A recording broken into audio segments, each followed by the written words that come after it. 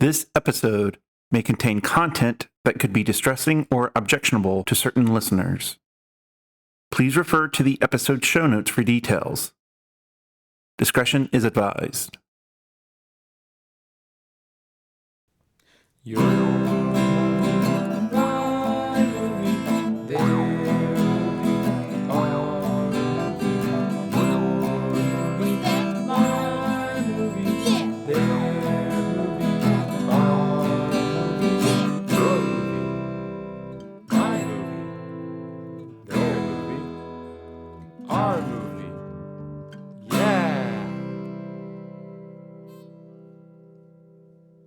Hello, listeners. Welcome to Your Movie, My Movie with Dan and Steve. I'm Dan. And I'm Steve. This is a podcast where one of us picks a movie to watch and we discuss it together. In this episode, we're talking about one of Dan's picks, the 1991 movie Night on Earth, starring Winona Ryder, Gina Rowlands, Giancarlo Esposito, Armin Mueller-Stahl, Rosie Perez, Isaac de Bancole, Beatrice Dalle, Robert Benigni, Paolo Bonicelli, Matti Palanpa'a, Kari Vaanaanen, Sakari Kuosmanen, and Tomi Samela, and was written and directed by Jim Jarmusch. We will be talking about spoilers, so if you want to watch the movie first, now's the time to do so. But before we talk about the movie, Dan, who would you recommend this movie to? Thanks for asking, Steve. And by the way, excellent job on those pronunciations. I would have never tried them. I hope I did a good one.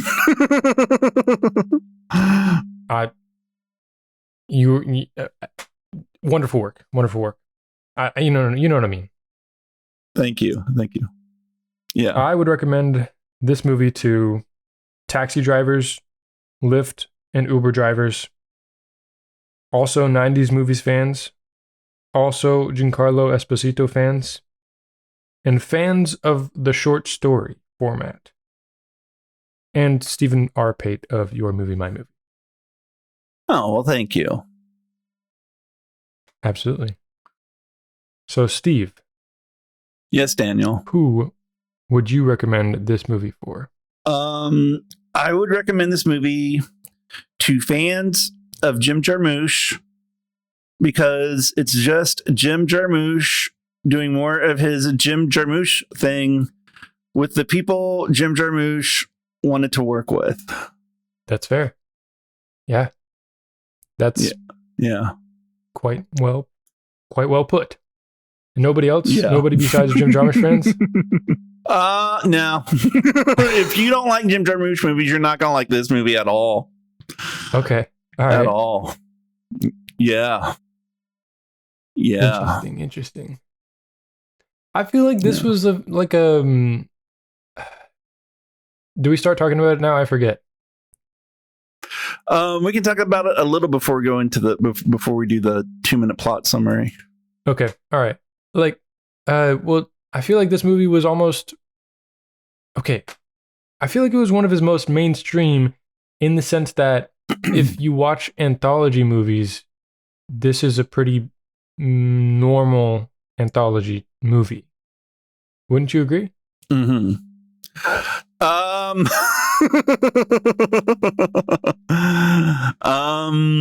Not really. No, because I will always and forever believe that Ghost Dog: The Way of the Samurai is Jim Jarmusch's most mainstream movie. Okay. So there's that. And just because Jim Jarmusch uses the anthology format in this one, it doesn't necessarily make it more mainstream because so one of my criticisms of this movie is other than passengers and taxi drivers, there's no real theme connecting all of the vignettes together, or at least I don't think so. Which is one of my criticisms of it. It's like 5 random stories set in different locations with different people, and that's kind of okay and valid. But for it to be more mainstream, I think there needs to be a lot more connective tissue, kind of like Crash, the bad one.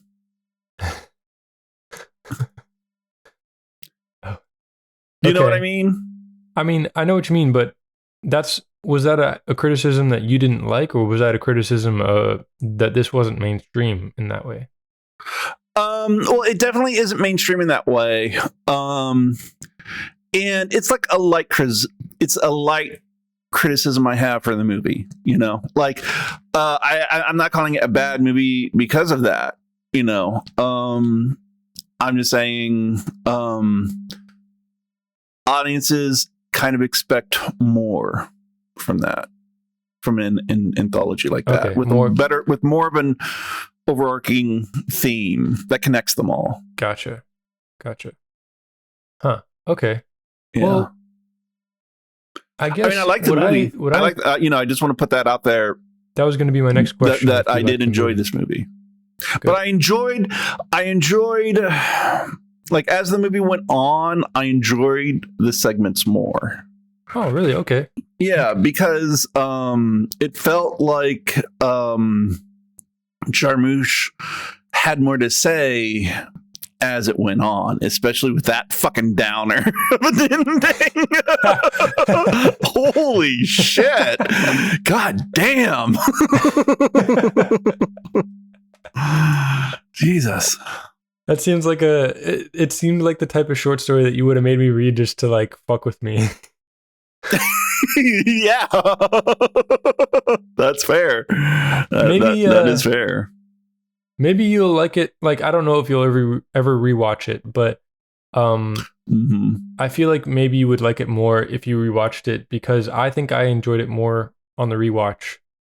Because I already know how many stories there are. I already know what to expect, and so I'm there for the ride. I'm not like, what's going to happen next? I don't know. It's just different. It was a different experience watching it this time than the first time.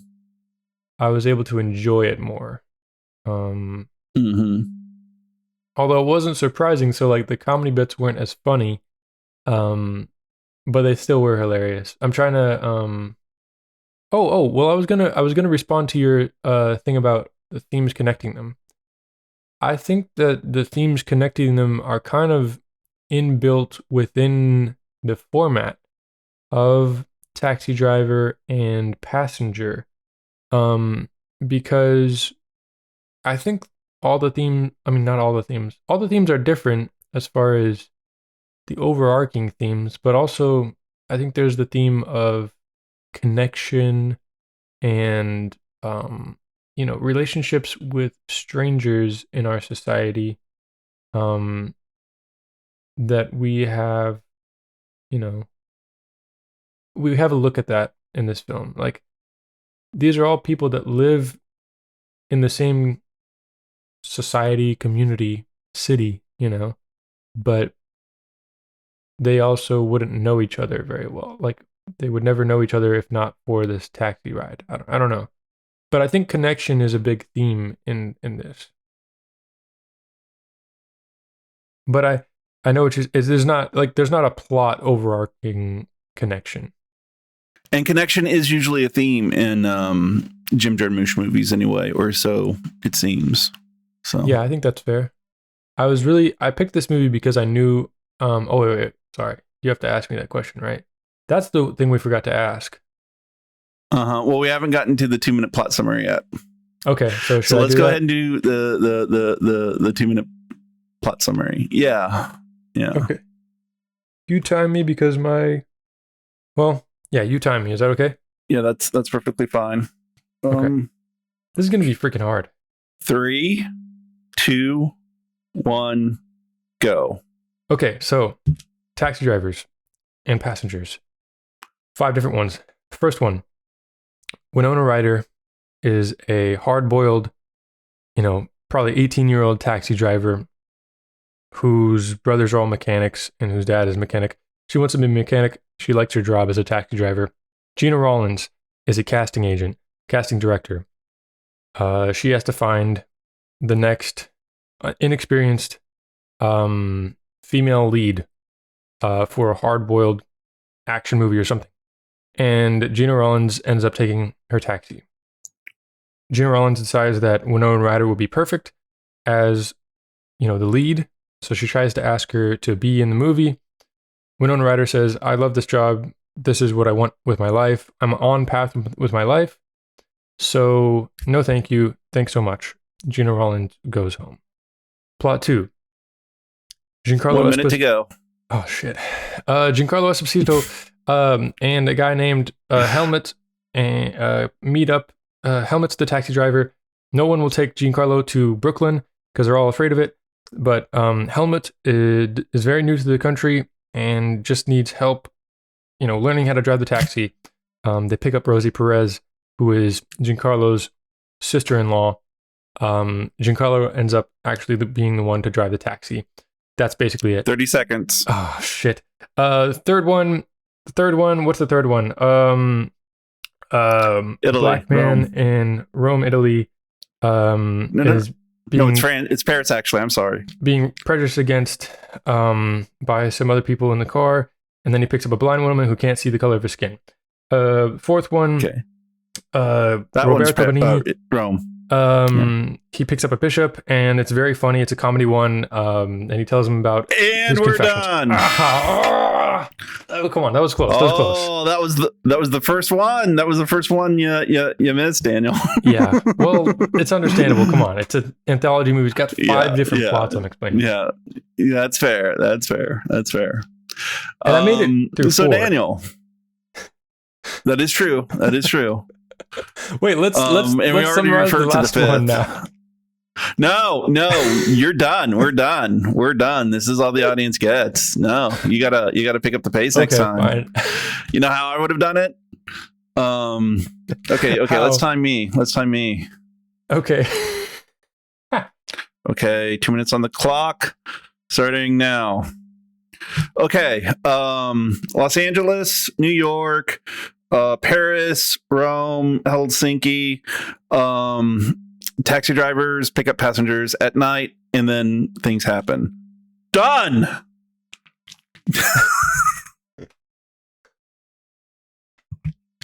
That's the cheating. movie. That's not. It is, but it's not the plot. You suck, Steve.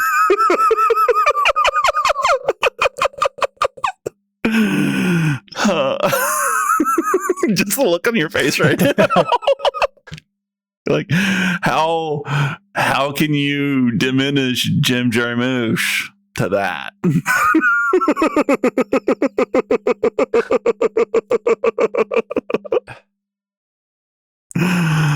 How dare you? Hey, it has to be done. What can I say on the bad boy of cinema? So Daniel. Yeah. Why did you pick this movie?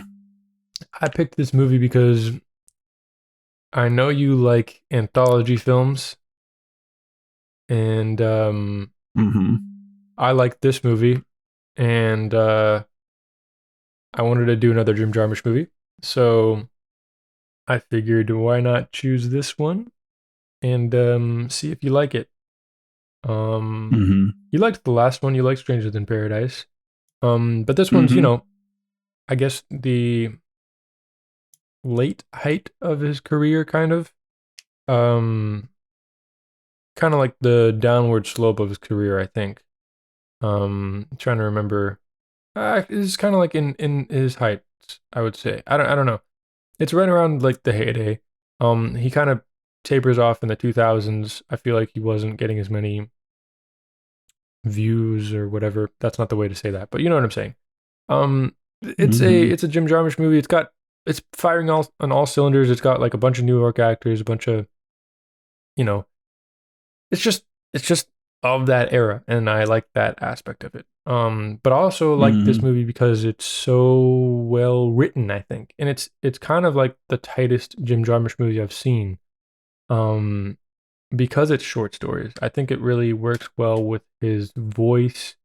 It reminds me of a short story like writing class that I took in college. I mean, it wasn't a short story writing class; it was fiction 2. But we only focused on short stories. Just how the class worked. But it was really cool to kind of compare some of the things I learned in that class to this. And you've been writing plays, short plays as have I. And so I thought that would kind of be fun to, it could be a play. And I was watching this with Sierra and my roommate Noah, and we were kind of talking about that a little bit. Well, Sierra brought it up, and I was like, "That's a really good point. It could be almost like plays." So yeah, that's another reason. Yeah, I do get the like what stood out to me in this film is, and I think like what maybe one of the connecting themes that Jim Jarmusch is trying with this movie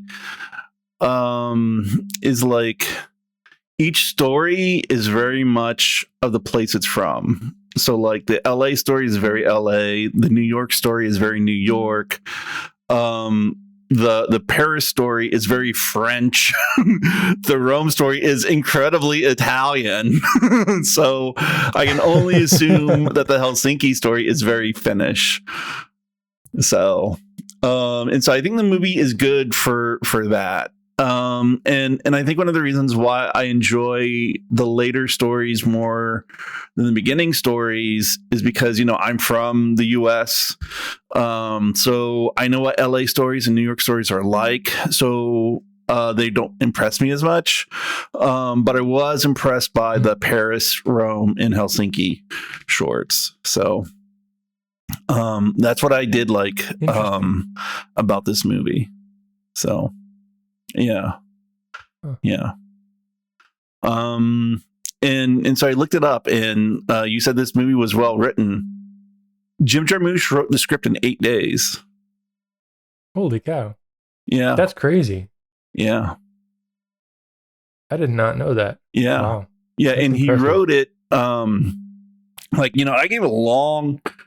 I gave a long list of the actors, and those are all the actors other than like background actors in this movie. Like that long list I made, like those were all the actors. And in the Wikipedia article, it says that Jim Jarmusch, he wrote this movie for the actors that he wanted to work with at that time. That makes sense. Yeah. That makes a lot of sense, actually. That's really cool. I think sometimes that helps with writing. Some people do that. I sometimes do that. I write for people I know I want to act. But that's really interesting that I wrote it in 8 days. Because, like, don't you agree that I don't know if you've read a lot of short stories, but I had to read quite a few of them for like the 3 fiction and creative writing classes I took in college. Like more than excerpts of novels, I read more short stories. What do you think about that comparison? I never really read short stories for classes, although I do enjoy reading short stories just for my own enjoyment. But I tend to read genre stuff, like Lovecraft, Robert E. Howard, Fritz Lieber in his Fafhrd and the Grey Mouser series, Michael Moorcock in his Stormbringer series. So I really enjoy reading short stories on my own, but usually like short stories that several short stories that an author has written, rather than just like random short stories. So so I do enjoy the short story format very much. Because I just want to, sometimes it's nice to just read something in one sitting and then be able to put it down. But you can always come back to the characters or the setting later. That's why I really love short story compilations. And I think that's why it's just so natural for me as a writer to write short stories rather than longer form. Like I have trouble writing, long form, anything. But I feel like I'm a pretty good short writer. So I think you're a good short writer as well. And thank you, Daniel. I also have trouble writing long form. I have trouble writing a decent length of a short story, for some reason. But anyways, okay. So you have read more, genre short stories. I guess these kind of compare more to the I guess, what is it called? Literary type of fiction that I've read so far. Probably more than the genre type. Literary fiction? Say one more time. Literary fiction? Yeah. That's like the genre you enjoy. Okay. Yeah.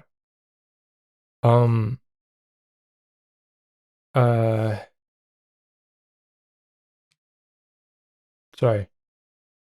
1 second of just completely. Dude, I think I have dementia. Okay. Cut that out, please. Okay. I absolutely will cut all that out. You're gonna leave it all in, aren't you? I hate you. I'm absolutely gonna leave it in. You little shitbag. No, but okay. All right. The thing. It makes sense. I'm returning to your point about him writing it for actors.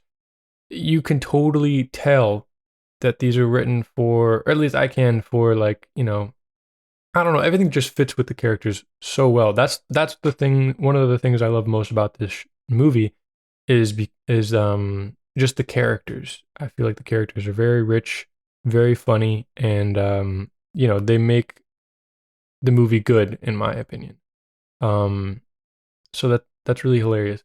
But I wonder, like, because I don't know how he met some of those actors and stuff. Like, I would imagine he knew the names of, Winona Ryder and Gina Rowlands and stuff like that. But I don't know how he knew all the actors. Or maybe not all the actors he didn't know, or whatever. But like, I don't know any Helsinki actors or that many French actors. But he was already friends with Roberto Benigni, who is the Italian actor.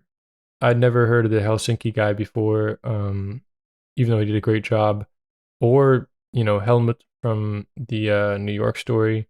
Or, I know that the guy in the Paris Story is in Ghost Dog and some of his other films. Is he the French ice cream truck driver? Yes, he is. No. Yeah, I think so. I'm pretty sure. Really? Holy smokes. Yeah, and actually, Okay. I think he's let me look him up really quick because this is a fun bit of trivia, and he's like such an interesting actor. He knew Roberto Benigni from Down by Law, which I was thinking about showing to you as well. That was going to be my alternate pick for this watch, because I think you would like Down by Law a lot. And that's kind of his other seminal work, I would say. But anyways, Roberto Benigni is in that, and he's fantastic. Mm-hmm. Did you have to watch Life is Beautiful?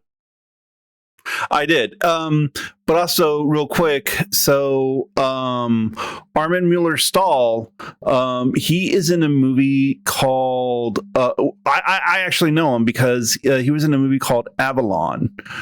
Avalon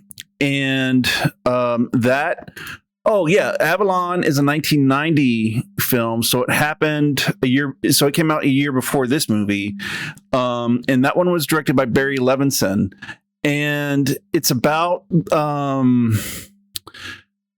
this Polish Jewish immigrant family that came to Baltimore like in the 1930s, and then growing up in that time period. Yeah. So he was in that. And it's a really good movie. It's got Aidan Quinn and Kevin Pollak and Elijah Wood. It's a really good movie. I highly suggest it. We might watch it sometime. And Armin Mueller-Stahl, he was also in The West Wing as, I believe, the Prime Minister of Israel. So. Wow. Yeah. He's a guy. Okay. Yeah. That's crazy. Mm-hmm. He was also in The 13th Floor. Is that like Quentin Tarantino, Robert Rodriguez movie? No. No. This one is like The Matrix, except bad. And it has old what's his face, Vincent D'Onofrio and Gretchen Mol. Oh hell yeah! And it's a very bad version of The Matrix. It even came out like the same year as The Matrix. Oh no! And we'll probably watch that for the podcast.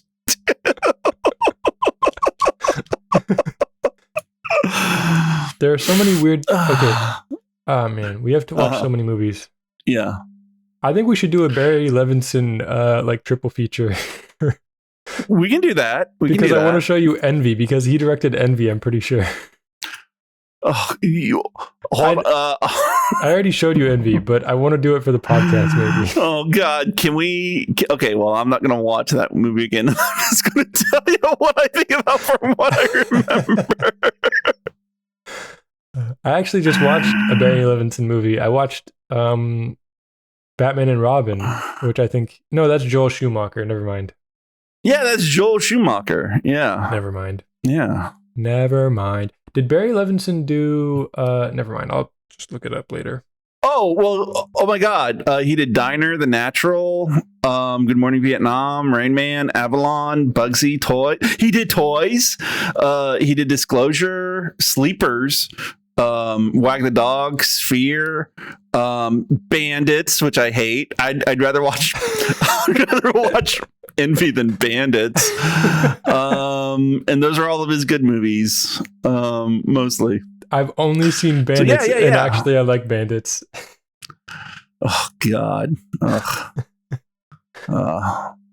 I will say Bandits is a movie that was a little bit ahead of its time. If it came out now with the whole polycule thing, it'd be a lot better. But then again, if it came out during the era of polycules, then it would also probably be better written as well. So, yes. The Paolo Bonicelli, who is in the Italian one, he's in Salo, or the 120 Days of Sodom. That's crazy. Well, I mean, also Mission Impossible 3. He still has to get work. I'm looking at his letterbox. 6 degrees of days of 6 degrees of Days of Sodom. New game for podcast. Oh my God. Oh, that's so funny. Anyways, okay. We're so off track, but it doesn't matter. Yes. But I wanted to tell you, Roberto Benigni directed and wrote, Life is Beautiful. Yeah. And I mean, you probably already knew that. Sorry. But his wife is also in Down by Law. Him and his wife are both in Down by Law. It's great. It sounds like a movie I'll have to watch at some point. Yes. Nicoletta Braschi. That's his wife in Life is Beautiful, because that's his real life wife. Okay. Anyways. Night on Earth. Yeah. Not on Earth. We're so far in and we barely started talking about it. Okay, so what are your thoughts on the LA story? Let's handle this one vignette at a time, but also let's try to not belabor any one vignette. Sounds good. Oh, okay, yeah. All right. Well, first off, fucking Gina Rollins. Rest in peace to the goat. She's so perfectly cast as like the hard-boiled but sophisticated, like upper class casting agent, in the fucking rocking, pantsuit or whatever that's called. And it's just like a black and white, it looks like something Cruella de Vil would wear. But obviously this is like a badass Cruella de Vil. No comparison to Cruella de Vil. Forget I'm saying Cruella de Vil. Don't worry about it. Don't think about it too long. Anyways, Gina Rollins is fantastic. We're gonna have to find a way to talk about not just the actors. Well, that's going to be a hard thing to do. Know, maybe, I think that's all we're going to talk about this episode is just how well the actors do their job. And that's fine. Yeah.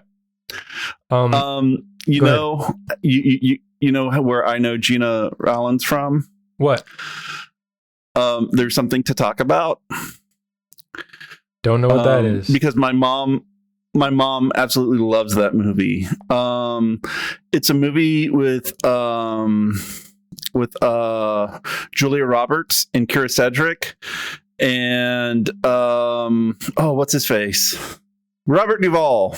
Oh, okay. And Dennis Quaid. And my mom absolutely loves that movie because Gina Rollins tells Robert Duvall that he farts in his sleep.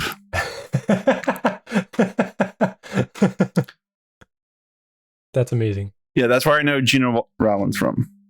Are you aware that she's like John Cassavetes' wife? I had no idea. Oh, well, whenever we do the John Cassavetes marathon, she's going to be in probably most of those picks. Okay. Because she's, not only his wife, but like his creative partner and, a big part of his movies, both in the whole process of his movies. She was a massive part of those. And she acts in a lot of them. She's a great actor. Also, she's in The Notebook, which is John Cassavetes' son's movie. So. Oh, okay. Yeah. I haven't seen it. You haven't seen The Notebook? No. Okay. Well, maybe Sierra will pick that one. I don't know. Okay. I watched it with Sierra. Well, I mean, I'm a fan of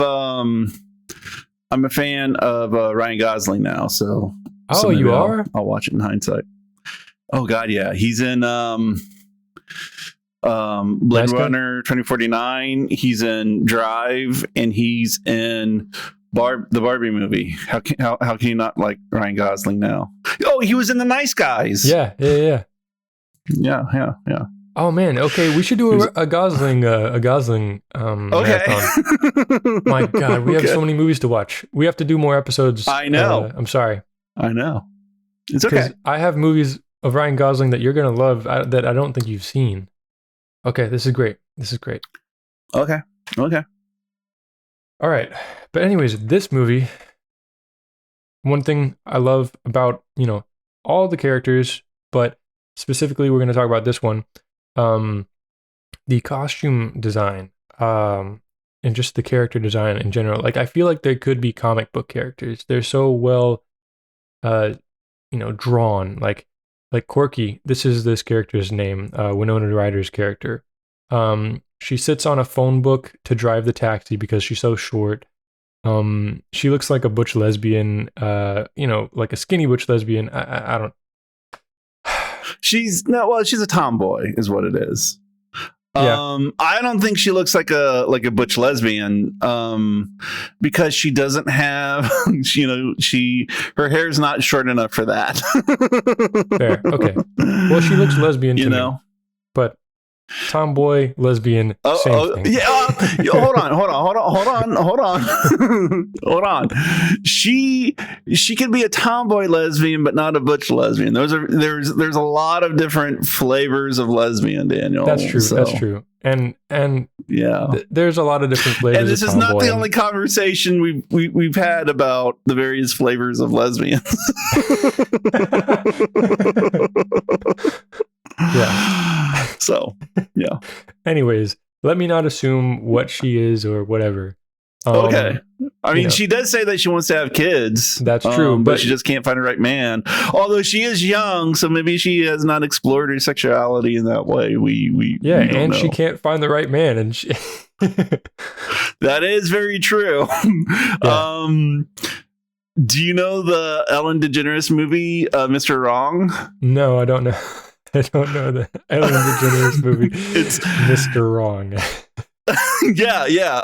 That's what the premise is about. Ellen DeGeneres, she keeps trying to find the right man, and eventually she meets Bill Pullman, and thinks that he's Mr. Right, but in fact, I think he's like a psycho. And this movie was made before she came out, so that's hilarious. Yes, absolutely. But returning to my point, yes, I think the character of Quirky is so well, fleshed out. She's got a flashlight, like a massive flashlight, clipped to her keychain, clipped to her belt, just like flailing around as she puts quarters into the phone booth at the airport. She's wearing a backwards hat. She's got her aviator sunglasses, and she's got like her mechanic's uniform. Really, it's not like a taxi driver clothing. It's like mechanic's clothing, and she has like an oil smudge on her cheek. It's just which only makes her look cuter. Yeah, and she chain smokes Lucky Strikes. Like, yeah, it's just you're in love, aren't you? I'm in love. I'm in love. But in my fiction writing classes, we talked about character specific actions which help create depth in a character. They help us feel like we know the character. They tell us something about the character by something that the character does. So, for instance, she chews bubblegum. That would tell us, right, that she's youthful. It's a symbol. Go ahead. She chews bubblegum while she smokes. Yes. Which, tells us that she's extremely hyperactive and, probably on the ADHD spectrum or something like that. Yeah. But, all these things that she does or she wears, tell us about the character. And they're very insightful. She's the only girl in her family. And she definitely acts like that, as far as, she dresses like she's ready to be a mechanic, and she is a mechanic. It's wonderful. Well, she even says that she wants to be married and have a family, and that she wants all boys, no girls. Yeah. And then Gina Allen says, girls can be nice sometimes, and they have a kind of a bit of a discussion about that. But yeah, Quirky wants only boys. Yeah. So, and if you notice, even then, she's much less focused on. I think she even says, "Yeah, a family would be good." Like, she's not worried about a husband. She wants the family, which is really interesting too. I think she specifically forewent the husband in a little bit. Mm-hmm. One other thing I liked. Well, I kind of want to circle back to this, but they get a shot of the B-roll of a Rocky and Bullwinkle statue, which is a joke later on in the movie. In the next one, in the New York one, Rosie Perez calls Helmut and Yo-Yo Rocky and Bullwinkle because they're both wearing ear flap hats. I just thought that was a nice thing. They tied it in somehow. Mm-hmm. Okay. I think, again, the costume design in Gina Rollins' case is perfect. She's wearing an elegant, power suit. And her luggage is very, you know, coordinated and refined. She has her thin attaché case, and then her like leather circular bag, and then her leather. It's just, I feel like it was well done, and she's got the thin, cell phone. Go ahead. Sorry. Well, she does say that she is in love with her luggage. Yes. Yeah. Which is a very LA thing to say. Yes. And then you mentioned the her phone. Well, that was like a brick flip phone, back in the day. Yeah. And you mentioned some other things like the payphone and the phone book, and I'm like, wow, this movie is so anachronistic. Like, it's so of its time. Like, you don't see those nowadays. No. The payphone, the phone book,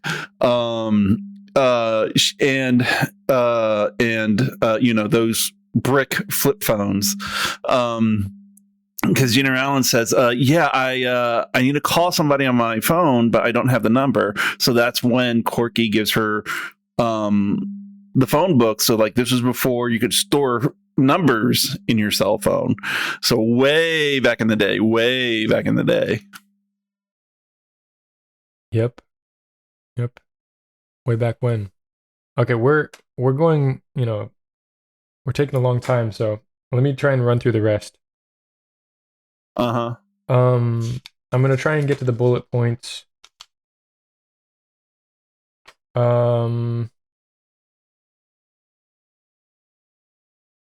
Okay. All right. I think one of the things that stood out to me, again, I'm talking about structure. I'm going to be trying to talk about structure of these short stories, as far as comparing to my education. I had a class with a guy named Laraka. He was very helpful with story structure, specifically short story structure, and he had this thing called 5-part structure or whatever. He's going to like write a book on it or something. I don't know.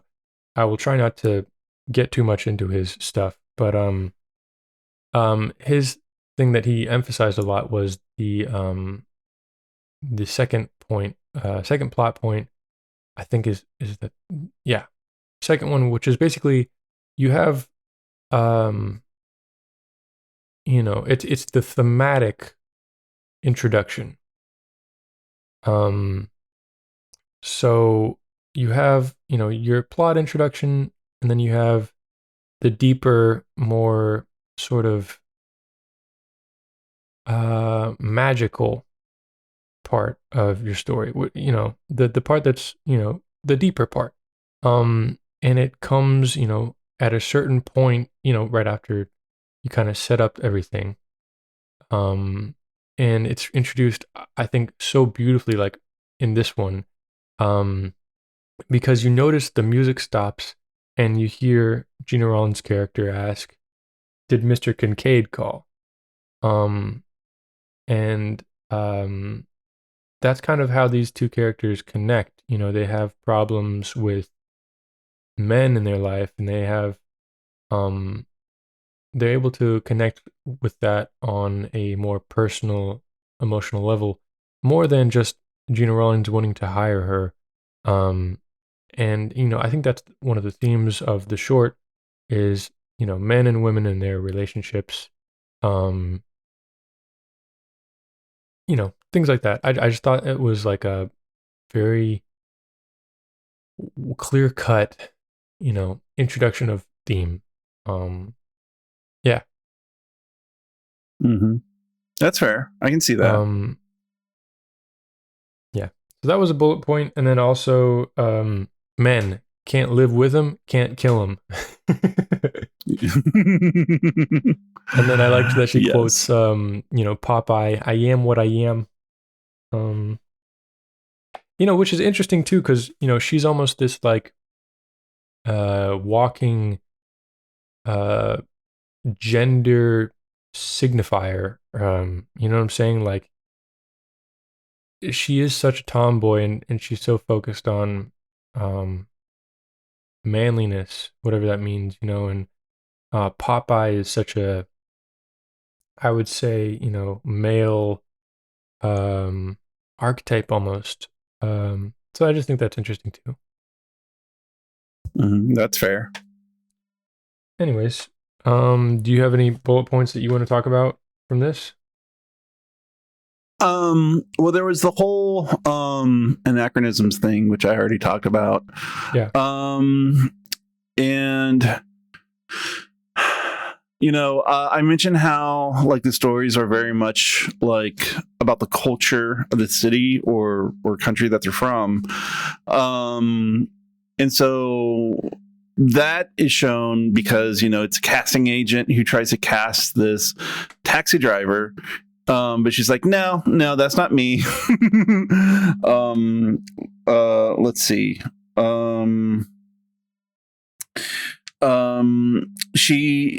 Corky says that she doesn't want to fuck up her job, that she'd rather be a mechanic than a movie star. Corky says that that's not a real life for her and that she's got everything planned out. So it's like a subversion of that, you know, discover a star kind of story that is that happens in LA. And it's also nice that, you know, Corky, as young as she is, she knows what she wants to do with her life even at that age. Yeah. And she won't let herself be deterred from it, even by stardom and what that could bring her. So but you know, what it could bring her is things that she doesn't want, which I think is really cool in that segment. Yeah, it's kind of cool. It's beautiful. Corky knows who she is, and you kind of see that, you know, Gina Rollins learns something from her with the final beat of this short, where you know, whoever's trying to help her cast, you know, is calling and calling and calling and ringing and ringing. And she just got home and she's about to go answer the phone again. And she's like, yeah, screw it or whatever. You know, she learns to, I think, be more of herself, or at least remembers who she is in this conversation with someone who's so defined themselves. I think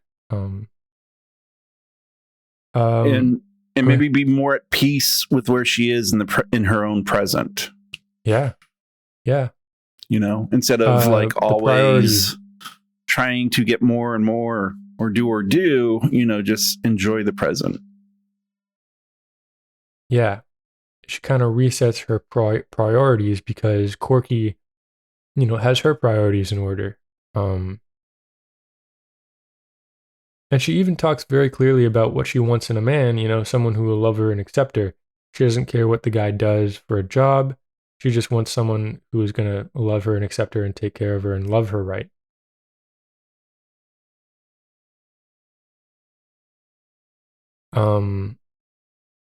Few more things. Because this is like my favorite. This is one of my favorite of the whole series of segments. Is this one? Oh, okay. Maybe it's just because I have a crush on Winona Ryder. I don't know. Whatever.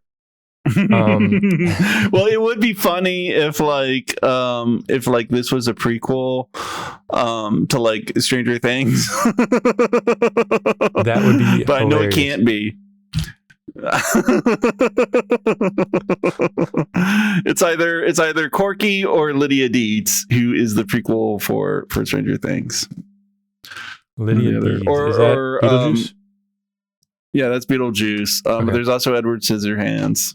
True. So, but it could also be Heather. Oh yeah. Winona Ryder made a lot of movies in the 80s. Yeah. So. Okay. Two things I wanted to mention. A stretch limo, pulls up beside them as they're driving. And you just see Gina Rollins' character just look at the limo. And I thought that was an interesting sort of symbol too. What is she thinking about? Is she thinking about her man? Or is she thinking about, you know, this higher class that she could have taken a limo from the airport? her friend on the phone is like, you're in a taxi, really? And she's like, yes, I'm really in a taxi. So I wasn't sure if that was to symbolize that, she's wishing she was in a limo and she's sick of Corky's hijinks, or that she's thinking about her, her man. I don't know if she. Yeah, I thought that was interesting. Did you notice that or think about that at all? No. Okay. So that was that point, and then I love the direction in the beginning. Both it was just, I guess, a great introduction. It was like almost like a meet cute. You have Gina Rollins on the phone with the director who she's casting this movie for, and you have Corky on the payphone talking to her boss, and they both kind of like bump up into each other, and they end the call at the same time roughly, and they both like take a sigh and say shit, at the exact same time. It's synchronized. I just thought it was a great setup to their characters and to the piece. Yeah, that was great. And then last thing, I love the band name Utensil. Oh, well, I have a band name, but it's from a later segment. So should I say what it is? Yeah, go for it. It comes from the Rome segment. Charlie Parker at the Hotel Genius. I love it. That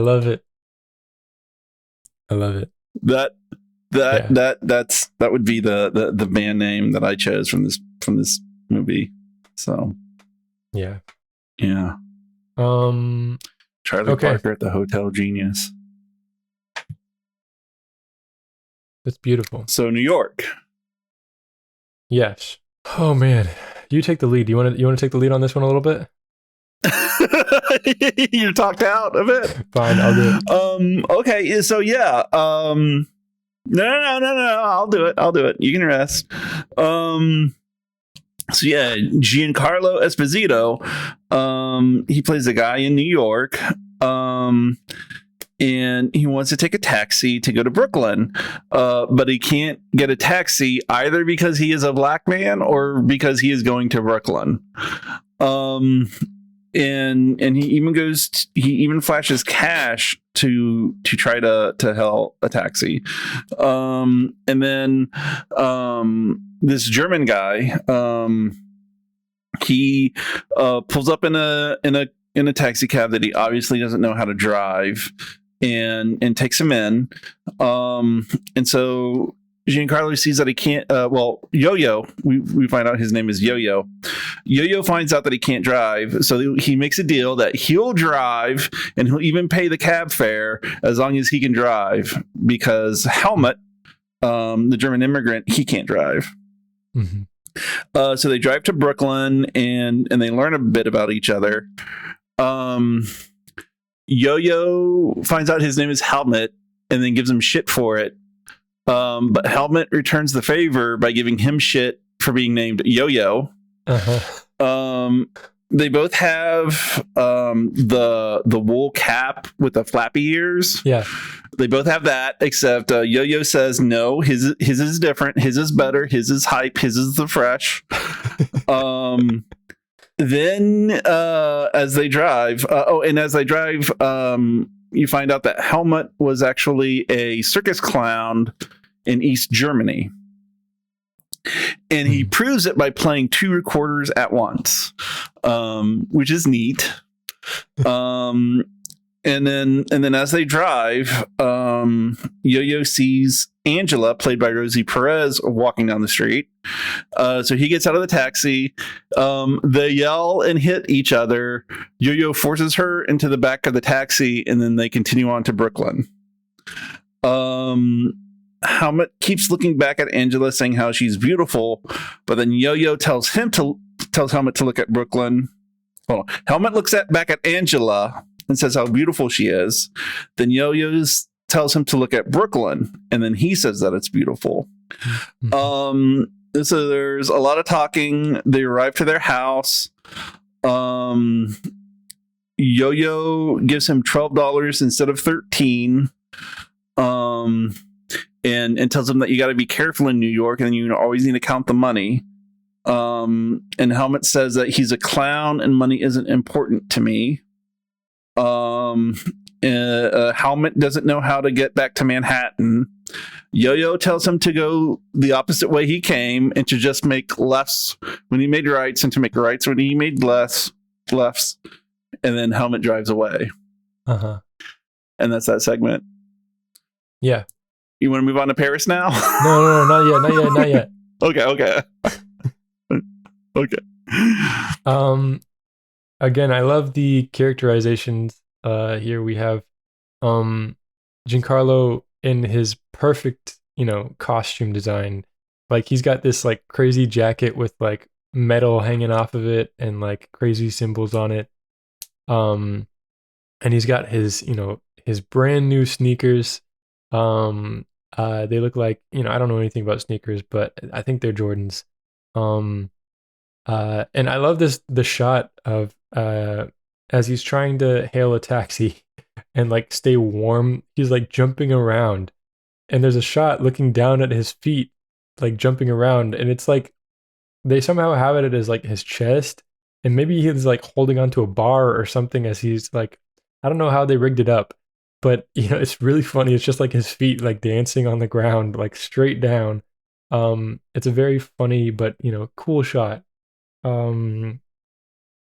And then, he's got this hat, and the hat is a lumberjack hat, like Helmet's.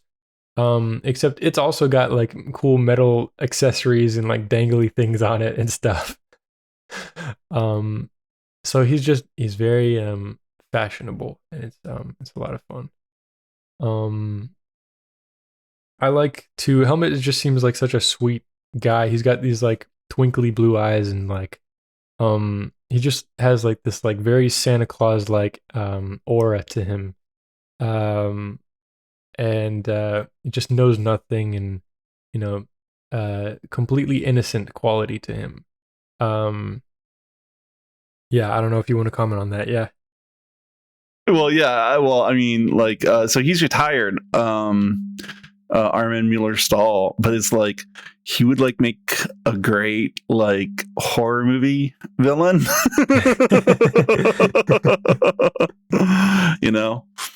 or he could be in like the remake of the Monster Squad.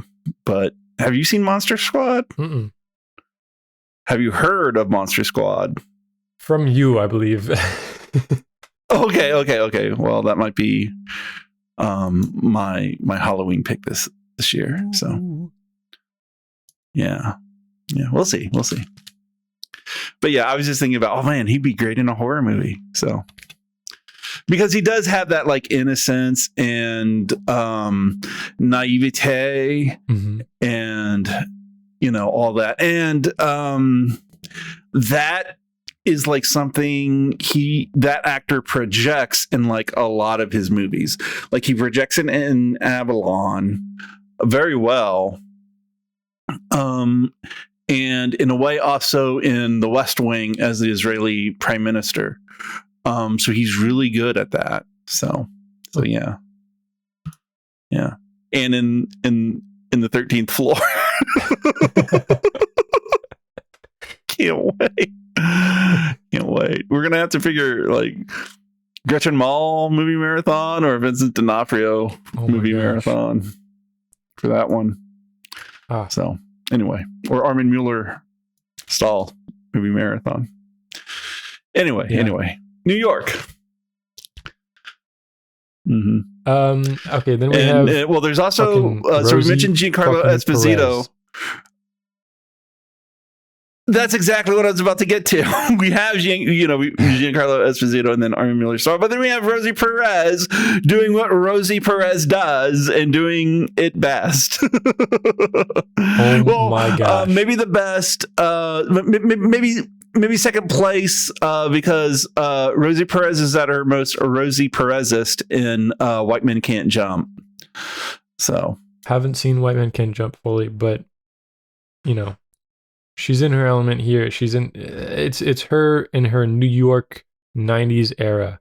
And it's It's beautiful. Like, it's just wonderful. I think I have a crush on everyone in this film, pretty much. Anyways, she's I do not have a crush on Rosie Perez because I couldn't handle that day after day after day. I couldn't either, but it's still there. The feelings are still there. The attraction is still there. I could watch somebody else deal with that day after day after day, but I cannot. It's just so she's just such a great character actor. I don't know if she is, like, defined in that way, but I think it's a good. No, she's great. She's a great actress. Yeah, yeah. But isn't she in Pineapple Express? She is. I was just looking at her Letterboxd, and I forgot she's in Pineapple Express. But she's so good in Pineapple Express too. Yeah. That's like John Lovitz in Southland Tales. Haven't seen it, but I imagine so. I picked the Blu-ray up so we could watch it on the podcast. Hell yeah. Well, you say that now. Oh, okay. Well, I don't know. So Southland Tales has issue. But yeah, Rosie Perez is great. She's just got that. Let me see. I'm trying to see. Let's see. I'm trying to see where she's from. Damn, where is she from? Well, she's got the Latina attitude, especially the New York Latina. She was born in Brooklyn, New York in 1964. Okay. But her parents were from Puerto Rico. Okay, I was gonna guess Puerto Rico. Mm-hmm. Yeah. I listened. Anyways, that's I'm gonna try and keep it short, but basically, I love her freaking her head circles that she talks in. She moves her head in circles, and it's just. I think we used to call those chicken heads.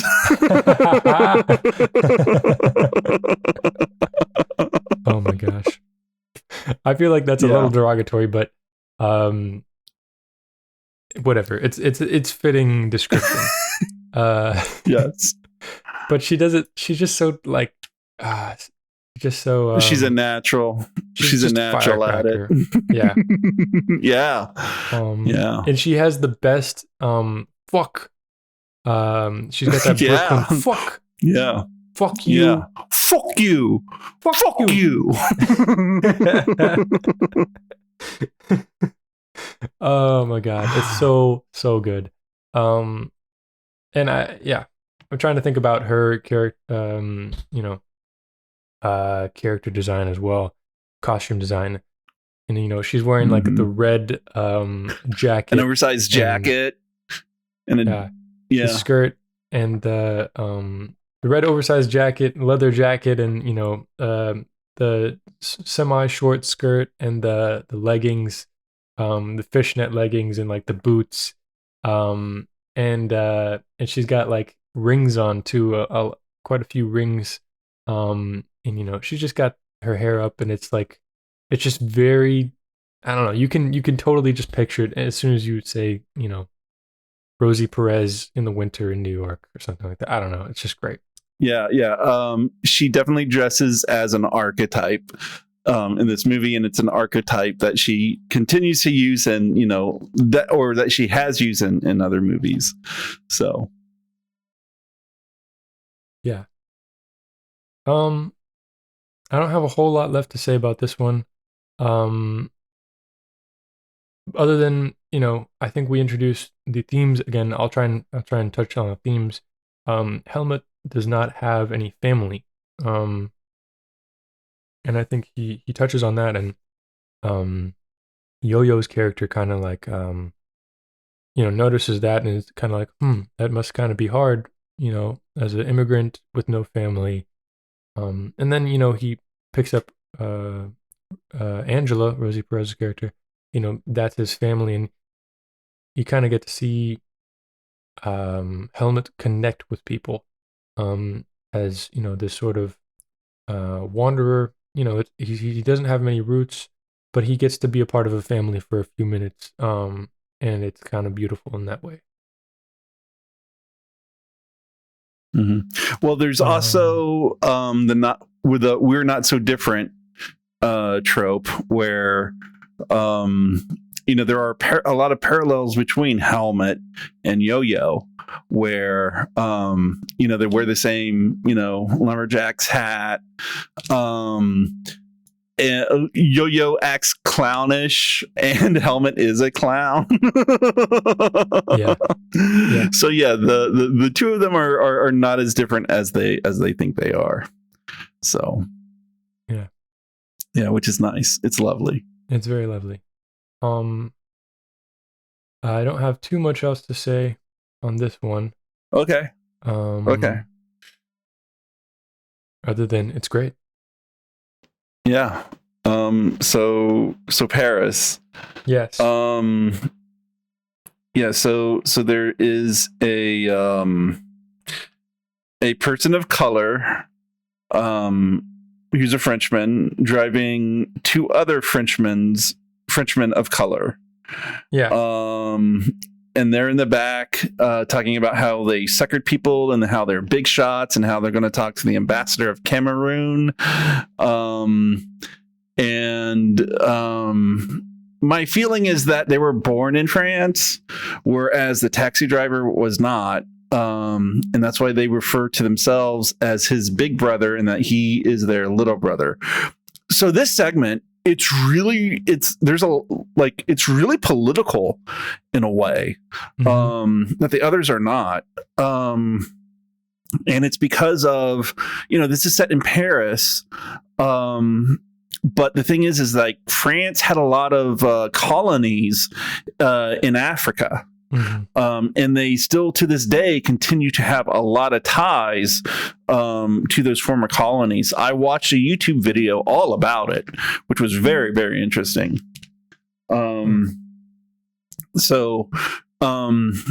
It's not blatantly political, but there is a lot of political subtext, and you can pick it up if you know about that stuff, or even if you don't, you can tell that there's something there. I think with the disdain that the two black Frenchmen showed to the taxi driver just because he's from Africa. So yeah. So that's what stood out to me the most at the beginning. And then he gets tired of their shit, so he kicks them out of his cab. And then he continues on, and then he picks up a blind woman to give her a ride. And that's like the real story of the segment. So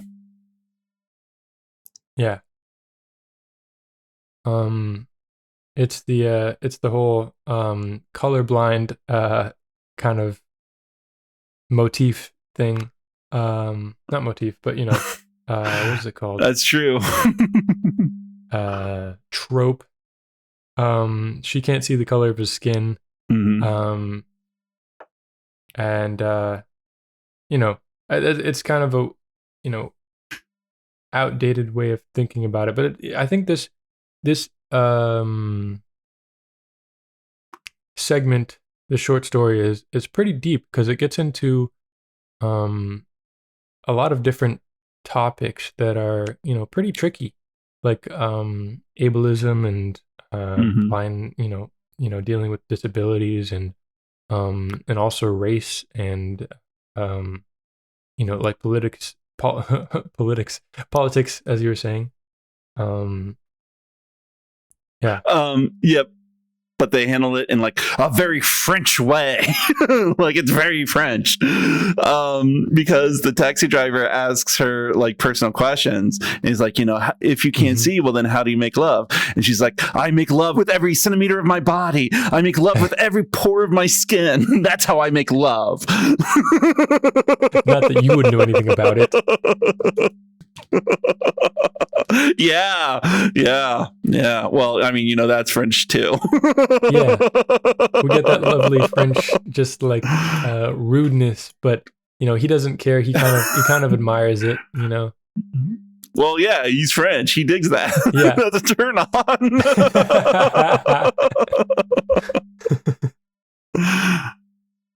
I love that.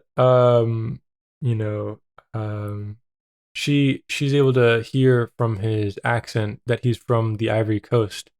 Yeah. And it's interesting because she sees him as well, but she doesn't have that prejudice against him that his other passengers did. No, she hates him for other reasons, like valid reasons. She hates him because she's French. Because she's French and he's not a good driver. Yeah, he's a bit of an asshole. Yeah, because at the very beginning, like, she tells him where the route that she wants to go. She tells him how to get there, and he's like, don't tell me how to do my job. And so hanging on the back of the front seat in front of her, she feels for this plaque, and there are words on there, and what does it say? Please feel free to let your driver know your preferred route. Yeah. She says that, and the sign says, I can tell you my preferred route, and so he just picks up the sign and takes it out of there and drives her the way that he wants to go instead. Uh-huh. So, but she can tell that because he takes a tunnel instead, and she's like, "Did you take the tunnel? I told you not to take the tunnel. I hate the tunnel." Mm-hmm. So, yeah, very perceptive despite being blind. So, yeah. And then as he's driving, she is putting on makeup. She is putting on like lip liner, as they're driving, and he is just staring in the rear view window, watching her do this while he's supposed to drive. So, he's definitely that's how I know that her. they use a process car for. Oh, absolutely, yeah. Yeah, which probably explains the ending a little bit.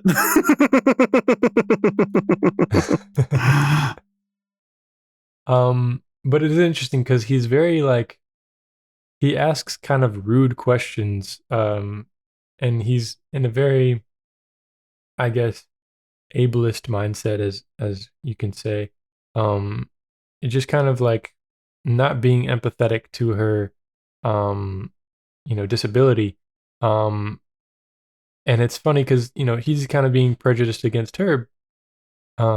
It's pretty interesting way of attacking that topic. I don't have too much else to say other than he's so beautiful. And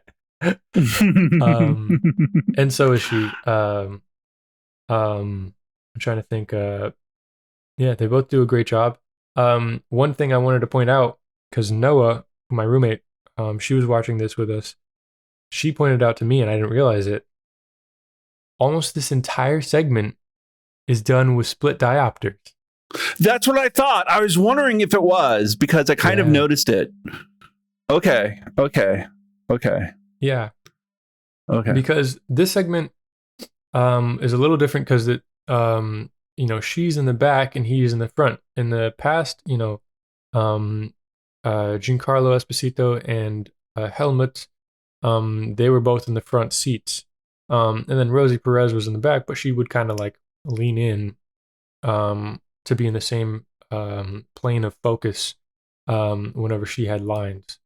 And this one, they couldn't do that because it's in the back seat and the front seat, so they used a split diopter, which is, it was, a lot of times split diopters are very obvious, but this one was very subtle, I would say, and, really worked really well, and probably the only way you could get a shot like that with that amount of light in that kind of thing. Yeah, I was wondering if it used a split diopter, but I couldn't see like the seam between them very well, so I wasn't sure. But there were other tells, because if you notice, like in the right hand corner of in certain shots with the taxi driver, it's like blurry there, and it's also blurry, I think, in like the corner, the left hand corner for the woman. So I think those were the tells rather than that seam that's usually there. And I always love a good diopter shot. I always look for them in movies. Yes. So I know I wanted to point it out. Yeah. And before we move on from that one, she's not wearing sunglasses, and the taxi driver asks, "Don't blind people usually wear sunglasses?" And she goes, "I don't know. I've never seen a blind person."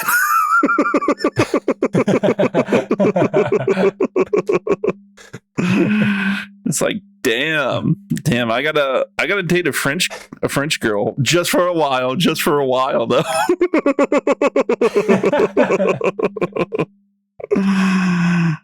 That would be hilarious. So, but I love how the movie ends. I love how this segment ends. So, and yeah, this was the first segment that I enjoyed it all the way. I didn't enjoy the other two, all the way.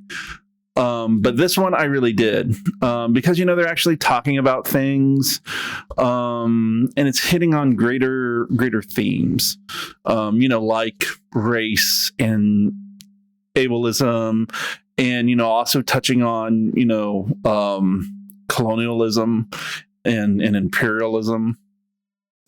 So that's why this is when I started getting into the movie. So yeah. Gotcha. Cool. Yeah.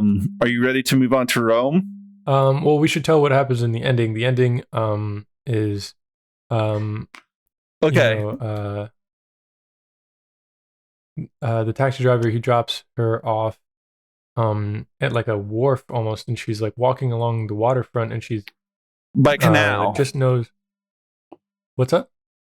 He drops her off by a canal. Oh yeah. And she knows that she's next to the canal. She's just tapping the railing. Well, I mean, that's a very scary part, because if the taxi driver was thinking what I was thinking, I was like, oh no, is she going to off herself? Because she's walking right by the water line, and walking away. And so he takes a few moments, just to watch her, and he's like, hey, be careful. And she's like, you don't tell me to be careful, just clapping back. I'm not sure the exact words, but she just claps back at him. And so he watches her for a while. And then as he pulls out, so the camera stays on the woman as she's walking down beside the canal. And then we hear a car crash. And we smile just as the blind woman smiles, because it's very apparent what just happened. And then the camera slowly moves away from her onto the scene where the taxi driver has crashed into a Frenchman, and so they've crashed together. So now they're arguing with each other, as French people do. And he's like, I think so the other Frenchman, he's white, and I believe he said something to the effect of, I don't mean to be racist, but you drive like a black. No. Oh, was it something else? No, you're right. It was basically that. But okay. The black man driver. God, I hate the way I talk sometimes. Sorry. But the taxi driver we've been with, the black guy, he's like, you're racist, and he's like, I'm not racist, but you drive like a black.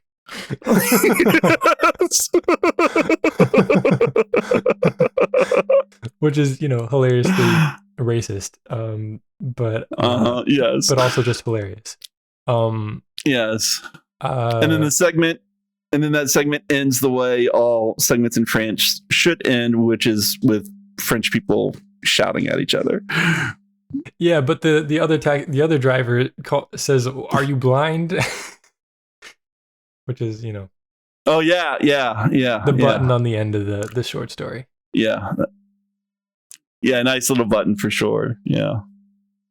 Yeah, let's move on. Okay, let's get to Rome. This one is probably my favorite one, actually. Oh my gosh, this one's so good. And well, the reason why is because it's Roberto Benigni, and he's driving in the middle of the night in Rome with sunglasses on, Mm-hmm. and he's just talking to himself, but like he does it like super Italian way, constantly just a mile a minute. And as it goes on, I'm like, I could just watch Roberto Benigni just like talking to himself in a cab for the entire time. Uh-huh. Little did I know that's basically what ends up happening. Yes. And I feel like half of this was improvised too. Yeah. Oh God. Well, I mean, how you can't script that stuff. You can't script that stuff at all. No. Oh my God. Could you imagine? What it would have been like if we had a movie with Robin Williams and Roberto Benigni same scenes together? Oh my gosh, that would have been so amazing. I think the world would have exploded. Yeah. Maybe that's too much for our world. Maybe a bit.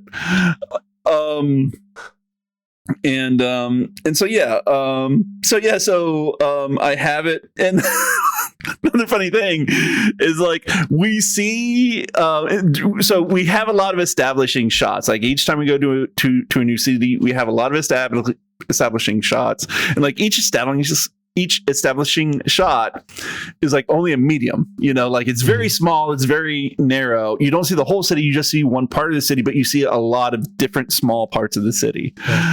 And what was really funny about this one is it I think it like starts out. It even starts out with like a couple on a little scooter and they're having sex. Yeah. Is it the same couple we see fucking against a wall later on in the segment? I have no idea. Probably. Okay. So that's how it starts off. And so he's just talking a mile a minute, and then he talks to the dispatch woman. The dispatch officer, calls him, and they talk, and the dispatch officer is a woman, and he's basically sexually harassing her the entire time. Saying like, hey, when are we going to do it? How long are we going to do it for? Yeah. But I think what's funny about that, well, I don't think he's not actually saying those things to her. He's saying those things to himself. Because I don't think he's actually saying that over the radio. I think that he knows what she's saying, and he knows the pattern of what she says so well that he makes jokes to himself, in perfect time with all the things that she's going to say. Okay, that's fair. But it reminds me of this TikTok that I saw on Reddit not too long ago, where it was a woman recounting the time an Italian waiter fed her pasta. Like they were in Italy. They were in Italy, and she's sitting down, and she has like the napkin as a bib on, and there's this Italian waiter, and he's holding up this huge plate of spaghetti, with the tomato sauce, and he's like, feeding it to her. And, at the end of the video, like he even kisses her on the cheek. and one of the comments was like, most respectful Italian of personal space.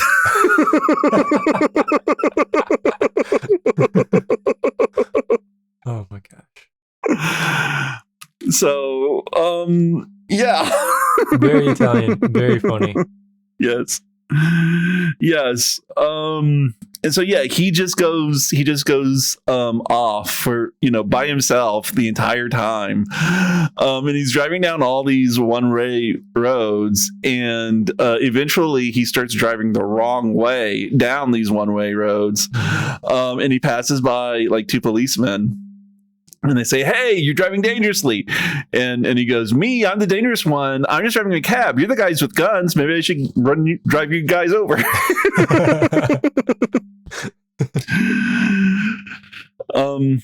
So that happens. Yeah. And then he's supposed to pick up his fare at this place. And so he goes, and there's like a roundabout. And in the middle of all these roundabouts are like statues. Mm-hmm.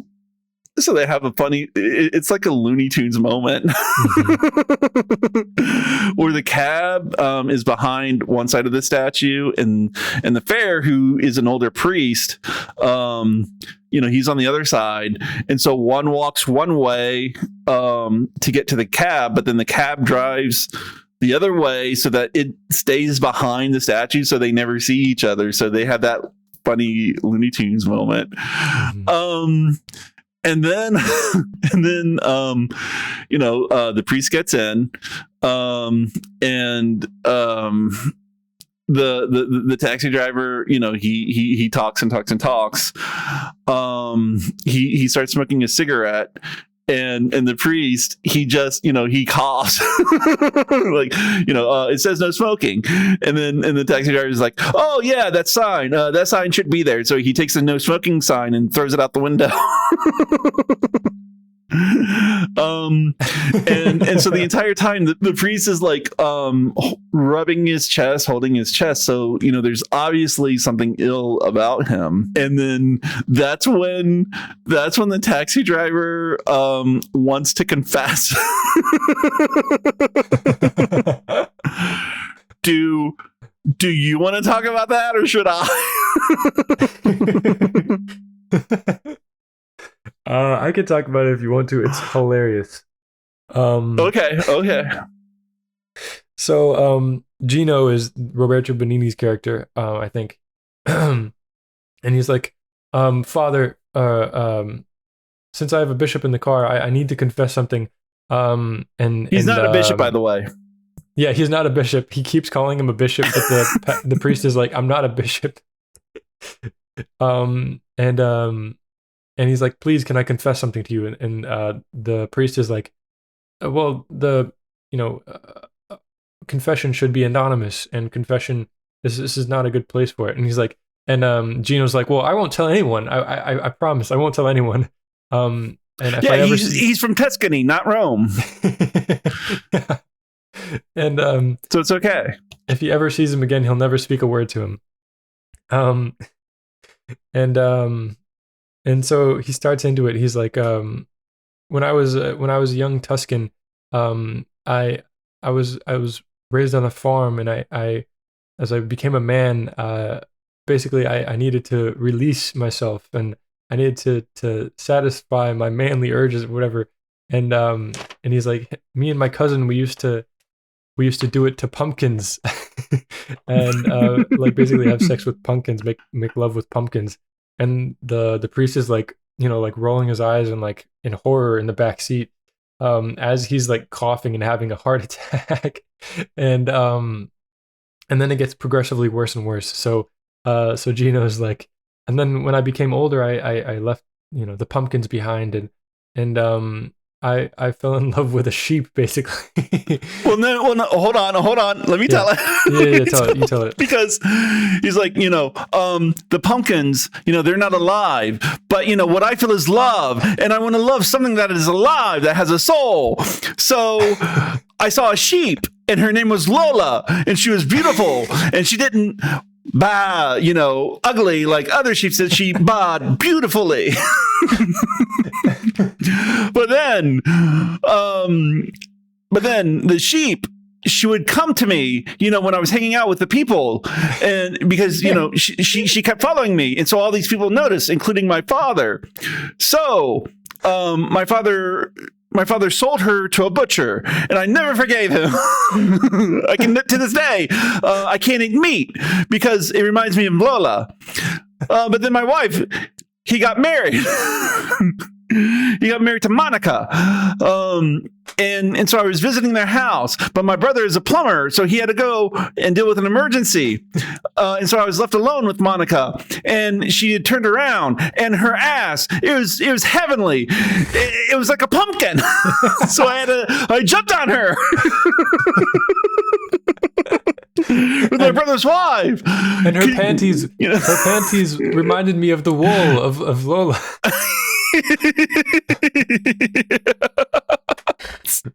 So he goes on and on like it's the aristocrats, you know.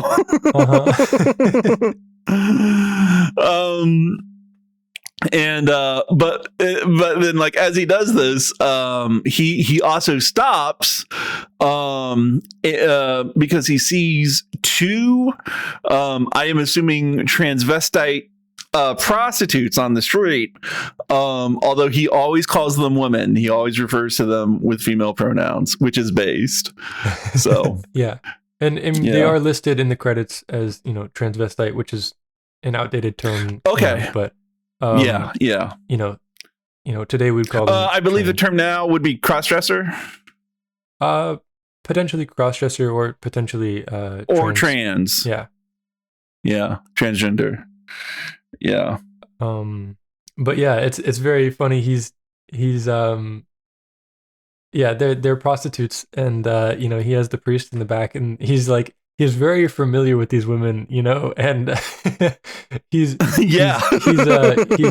very comfortable with them, and he knows them very intimately. Gino does, the taxi driver. The taxi driver, yes. Sorry, yeah, not the priest. It's very, very funny. And as he drives away, they're like, Gino, what a sweetheart. He always cheers me up. Yeah. Which is neat. It's based, you know. That's awesome for him. It is. But I mean,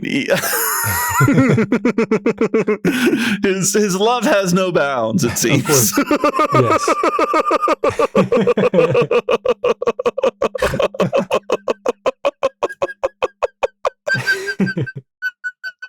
Oh dear. And so then you know, the priest dies in the back seat. And, we see him trying to get the pills in his bottle, and he manages to pour them in his hand, but then Gino drives over a bump, and then the pills fall out of his hand and onto the floorboard of the taxi, and he can't reach down to get them, and so he eventually dies. Rest in peace. Yeah. And then Gino is like, oh no, they're gonna kill me because I killed a priest. so he has to figure out what to do, and so he pulls up to a stop, and there's like a bench, and he opens the door, and then the priest just, you know, falls over, and so he tries to drag him over to the bench, and he says that he's only a priest, but he weighs enough to be a cardinal. And so the driver struggles to put the priest up on the bench, and it's so funny because if you look very closely, the priest's eyes are wide open the whole time. Mm-hmm. But if you notice, he blinks a couple of times because it's a one shot, you know, there's no cuts. And so you can see him blink a few times, but then it becomes a plot point, because Gino closes his eyes, but then his eyes, you know, flap open again. So he closes his eyes again and they flap open again. And so that's when Gino gets the idea to take his sunglasses off and then put them on the priest. So yeah. So, you know, you said that the actor who plays the priest was in, you know, Salo. Yeah. Well, now that whole segment just makes sense now. There's meta commentary going on in that segment, it seems. You know, him playing a priest. But it's apparent what it's about. You know? Yeah. So yeah. There's fun meta commentary going on with that, which is neat. You know, now that I know that. So Is there anything else you want to say about the Rome segment? Just that, Roberto Benigni is a comedic god. I'm okay with watching his movies. I don't think I ever want to meet him in real life. I don't think I have the energy for that. I believe he's still alive. That must be exhausting. Too. Yeah. I'm pretty sure he is too. So, yeah. But yeah, he's great. And Life is Beautiful is a movie that I think everybody should watch at some point in their lives. Like, that's a really great movie. That's a really great movie. It's kind of a masterpiece. Yeah. Yeah, absolutely. That should be in the canon for like all film. Yeah. It's really good. It's incredibly good. Yeah. So, yeah. And then now we get to the Helsinki segment. Let's do this one briefly. Oh man, what a fucking bummer, man! This one's such a downer. Do you want to tackle this one? Yeah, sure. Okay. So we have a where is Helsinki? I'm such a stupid American. Is it in Finland? Finland? Okay. It's the capital of Finland, I believe. So we have I don't know his name. I'll just call him Mustache. No. The so the driver's name is Mika. Yeah. So he's got this crazy mustache. Anyways, he's got long hair, a crazy mustache, and is very, very Slavic Finnish or whatnot. He's very tired, and you can tell he's exhausted. He's in this beautiful like square, and he's like hearing the dispatches. And he calls one of them. He's like, I'll take this one or whatever, and the dispatcher's like, great to hear from you, Mika, or something like that. Go ahead. What he's doing in the square is he's driving around and around and around in a roundabout, just trying to stay awake, it seems, because he's yawning the entire time. Because what the frame story for these is that all these stories are taking place at the same time on Earth, but they're taking place in different time zones. And so at this point, like, it's almost dawn. I think it's like it has to be like almost 8 a.m. in Helsinki. Or like and so he's been up. He's been. I think he said that he works from 8 p.m. to 8 a.m. So he drives a 12-hour shift on his taxi, and it's almost over. And so like he's yawning, he's tired, and he's just going around and around to like stay awake, and So yeah.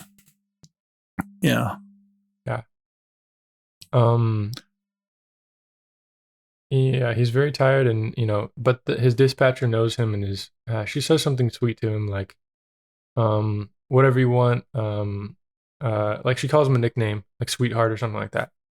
And so anyway, he shows up to the fair, and it's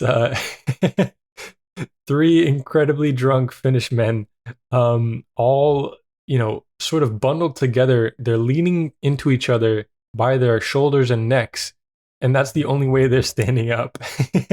Yeah, they're asleep, they're drunk, and the way that they're staying up is by leaning on each other. And I'm like, God damn, that's some Minnesota, Wisconsin shit right there. Yeah, that's some cold climate drunkery right there. Yeah. So the voice actor for Fry on Futurama, I once heard him talk about like where he came from. Because he was on the Howard Stern show, and he wanted a raise, but they wouldn't give him one, so he quit that job. And so his family was like, why would you quit your job? And they thought he was an idiot for doing that. But that's because they were depression babies. They grew up in the Great Depression, where you keep your job no matter what. And his uncles were like that, and so he said that what his uncles would do is they worked in a factory town. So what they would do is they'd get their paychecks and they'd spend it all at the bar, and they'd drink all night. And then once they were done at the bar, they would spend the night in their cars in the factory parking lot so they could be at work the next day on time. Oh my gosh. Yeah. Well, because this segment shows what happens when you're late to your job too many times. Yeah. So continue. So there's there's a guy with a mustache. No, I'm trying to think of how to differentiate them. There's the two awake guys. One's in the front and one's in the back. And they're like, our friend, he's passed out and he's fucked up. He's just had the worst day of his life. And the driver, Mika, is like, oh, really? Like, tell me about it, basically. And they're like drunkenly telling him about what happened. It's this terrible, terrible story. Yeah, go ahead. Sorry. It's like the setup to a joke is what it sounds like. Yeah. It keeps getting like crazier and crazier. Yeah. And that's where the comedy comes in. He was late too many times and he just paid off his car and he gets to his job. And then, his boss says he's late and he's fired. And so he gets into an argument with his boss and he's fighting with his boss. And then he gets kicked to the curb. And then when he goes out to the parking lot, his brand new paid off car has just been demolished. And then, when he gets home, his wife and daughter are crying and crying and crying. And then his wife tells him that his 16-year-old daughter has just been, pregnant. She's pregnant and unmarried. And so then he decides to tell them that he's just lost his job and that his car has been destroyed. And so then his wife says that she wants a divorce, and so that's where it is, and Mika's like, well, go ahead. Well, she goes after him with a knife, a butcher's knife. No, he said it was a bread knife. No, it's a butcher's knife. They argue about what kind of knife it was. And there's so many comedic beats throughout there. There's like, he's like, his 16-year-old daughter. Yeah, he has a beautiful daughter. You're a fungus for saying that. No, I didn't mean it in that way. Yes. And then, Mika's like, and that's it? That's all? And they're like, what do you mean that's all? That's the worst thing that's ever happened to anybody. And he's like, I have my own tragic tale. and then it gets like, it's kind of like this weird line between tragedy and comedy and like the mix of both, because it's like a truly terrible story, but it's so funny because it just keeps getting worse and worse, almost like the last one, except he's kind of one-upping them with the heartbreak. But this one is genuinely much more sad and less cartoonish than the last. He talks about, I guess trigger warning, for, babies and stuff like that. He's been trying to, him and his wife have been trying to get pregnant and have a family and whatever, and they're trying for many years. And they finally, she gets pregnant. And then, about 6 months in, they go to the hospital and they deliver the baby prematurely, but the baby is alive. But the doctor keeps saying that, the baby's not going to survive. The baby's not going to survive. The baby's not going to survive. And so, Mika, the father, is like deciding that he's not going to love the child because, it's just going to hurt too much, and he has to be strong for his wife, and, it's going to hurt him too much if he loves the child. But the child keeps surviving. So finally the wife is like, we need to love the child so the child can survive. And so then finally, go ahead. She says you need to give her all your love. So you need to give her all her love because that's what it's going to take for her to survive. And then he's like, yeah, that's what I'll do. And they don't eat breakfast because they can't eat, because now they, have all this feeling now. And so they just watch the sunrise together, and then they show up to the hospital, ready to, give the child their love, and then the doctor says that the baby has passed away. And so of course he's heartbroken and, shattered, and we see the passengers in the taxi cab react to this, and they're all weeping and crying, and like they're just heartbroken for Mika. And then they, after a while they sniffle a little bit, and they pat him on the shoulder, and then they no. They give him hugs. They give him bear hugs. Like the guy beside him reaches over and wraps his arm around him and gives him a hug. But then so does the guy in the back. He leans over the chair and wraps his arm around him and gives him a hug. He can barely drive because he's being yanked back. well, they parked. They parked by this point. Yeah. Yeah. At the neighborhood the three of them are from. Mm-hmm. So, yeah. And then they're like, what's the other guy's name? 1 second, sorry. Aki. Aki is their friend who's completely drunk and asleep the whole time. They're like, fuck Aki, he has no problems compared to this man, and they sit shoving him as he's asleep and smacking him.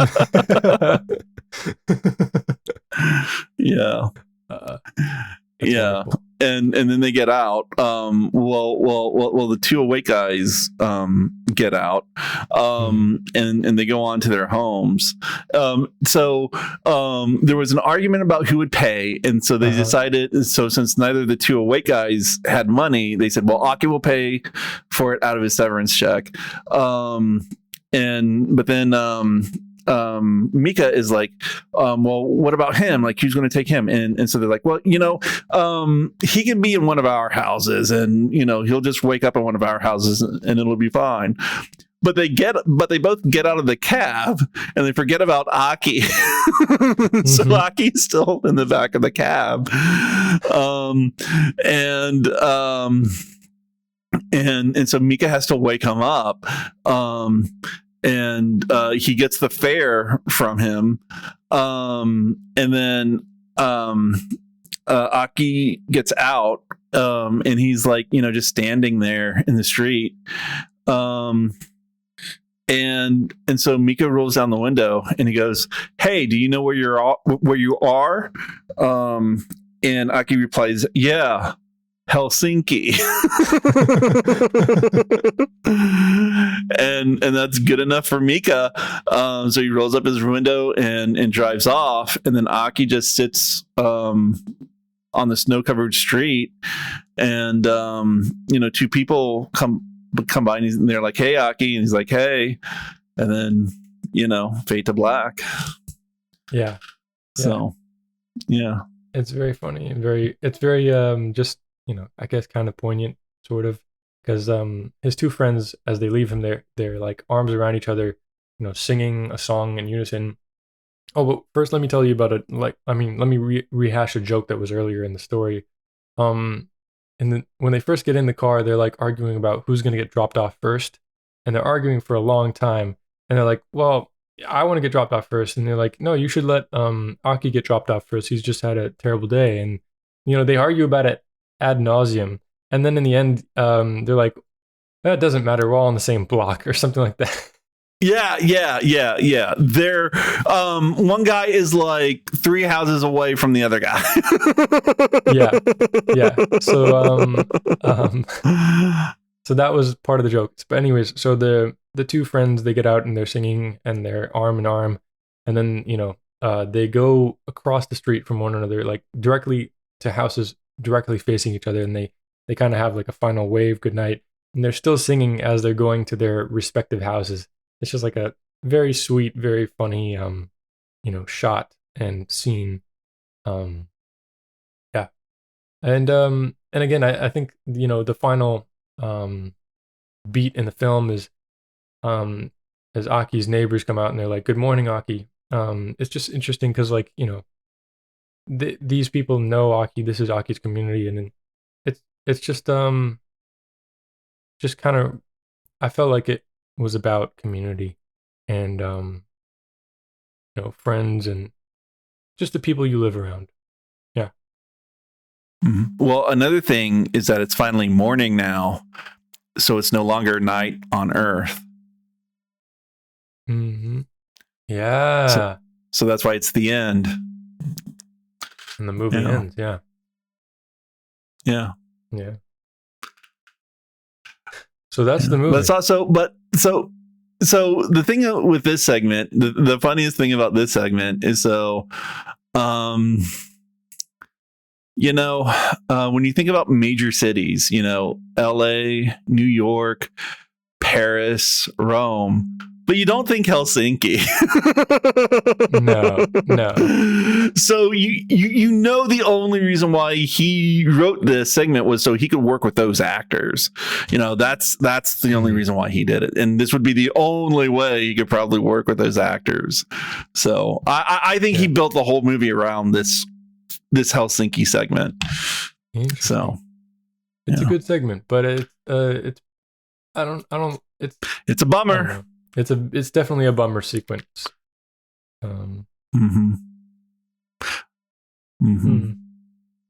Yeah. And I guess to talk about the interstitials really quick, the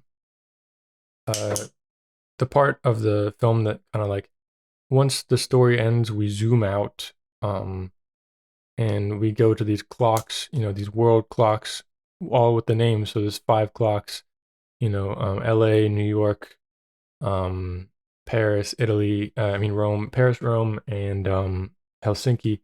And it's like this really gorgeous shot, kind of, nighttime shot. It's dark, but there's like a light splaying across the wall, illuminating all the clocks. And I love the interstitial shots. I just think they're really well done and they connect really well. It's simple, but it adds to the movie, I think. The soundtrack of this movie, the score, is done by Tom Waits. Tom Watts. Yeah, Tom Waits. Oh, Tom Waits, yeah.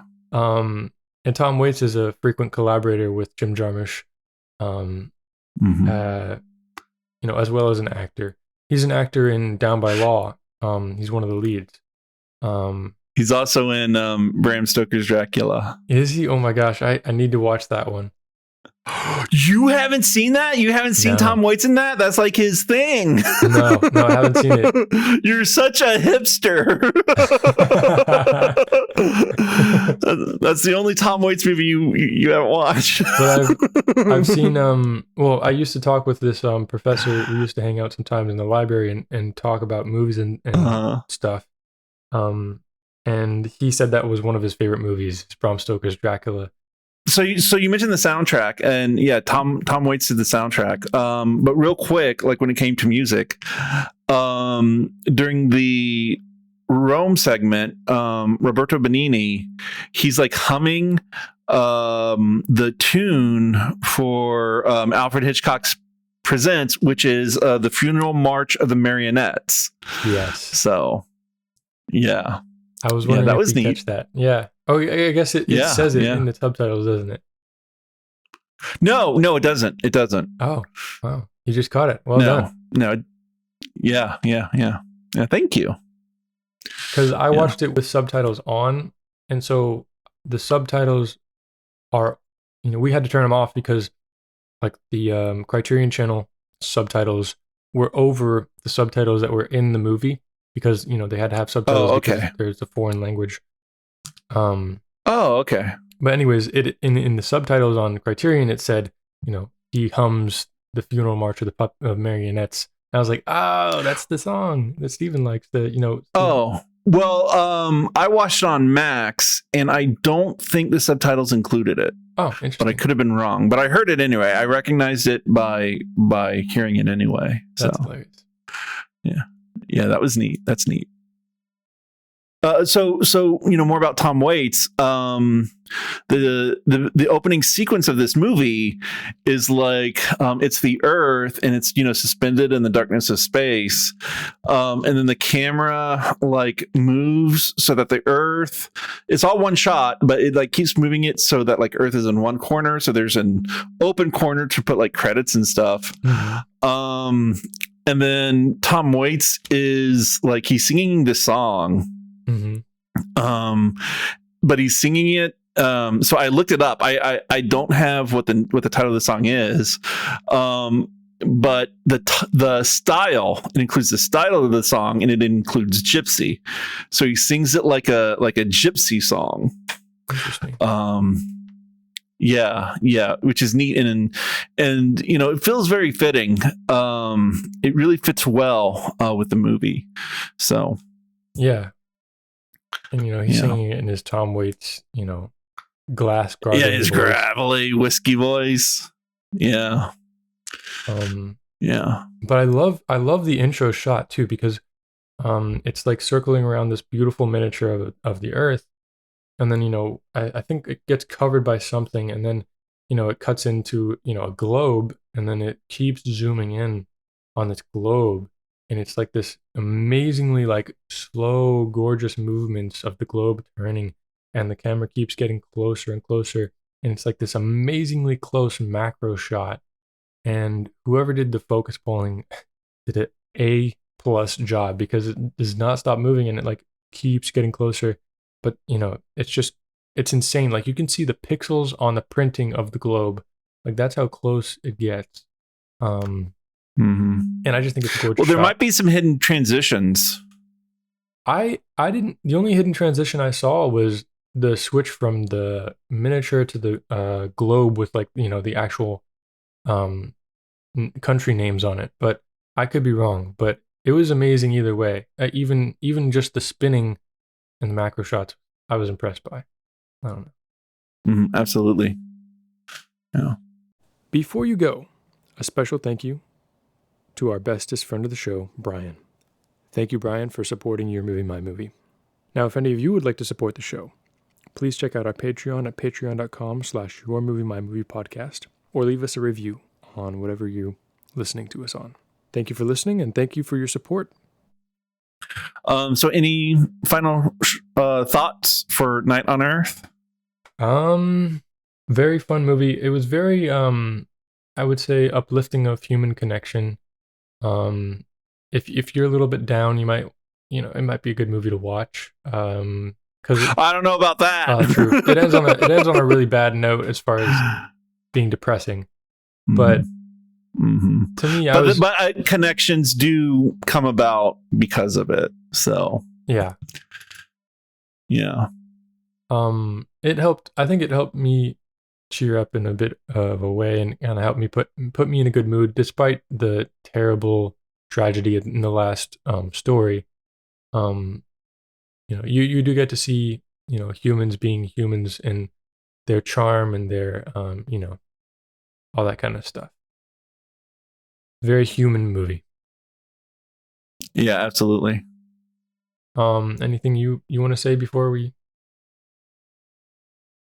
I would say definitely check it out. I think it's very much a vibes movie where, if you just want to vibe with a movie, I think it's really, really good for that. If you just want to sit back and just, not think, but feel, it's a really good movie for that, I think. So. Yeah. Oh, and also the director of photography, I think did a fantastic job. This was one of his first collaborations with this cinematographer, Frederick Elms, who you're already familiar with his work because he did Blue Velvet, Eraserhead, Wild at Heart, and Valley Girl, some others that you've probably seen before. Okay, that's neat. Yeah. Synecdoche, New York. And he's done Jim Jarmusch's more recent films. Patterson and The Dead Don't Die. Okay. Yeah. Okay, wonderful. There's a shot one of my favorite shots of the movie, that I want to talk about before we go. It's in the first segment. And maybe it's an LA thing, but I keep talking about gradients. Maybe it's I love gradients, so I always recognize them. But Robbie Mueller does them really well. But also, I think Frederick Elms did it really well in this segment. But we see Corky driving before she picks up Gina Rollins, and a plane flies overhead, and it's like in the shot. But it's like this beautiful shot of like, the LA sunset and a plane flying overhead, and Winona Ryder in the driver's seat. It's just like a crazy cool shot. And then we get another later in the movie, we get another shot of plane driving overhead, but this one's from behind the car. And then we get another beautiful gradient, the LA sunset. I just thought those shots were gorgeous and well coordinated to be able to catch the plane flying. Wonderful. Yeah. So are we done now? I'm done. I think so. Yeah. Okay, wonderful. All right, well, that's it for this episode of the podcast. Tune in next time. Y'all come back now. Bye. Bye. Farewell. Adieu. Subscribe to the Patreon.